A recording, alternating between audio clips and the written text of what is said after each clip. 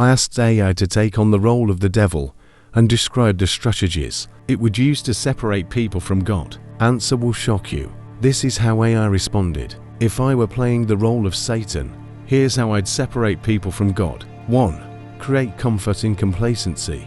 Convince people that life is fine as it is, so they feel no need to seek God or grow spiritually. A false sense of security can lead to spiritual stagnation. 2. Normalize moral relativity.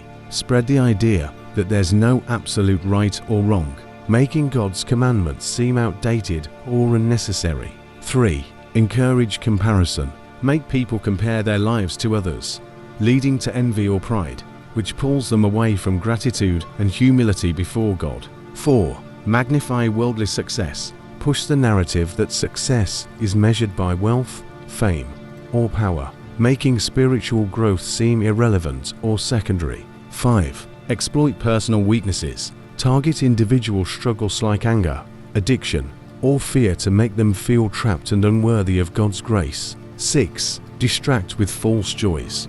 Offer fleeting pleasures and temptations that feel satisfying in the moment, but ultimately leave them empty and distant from their Creator. 7. Overload with doubt and questions. Flood their minds with what-ifs, making faith feel like an impossible leap rather than a journey. 8. Break relationships. Cause strife between people, especially in families or communities of faith, to erode love and unity, which are central to following God. 9.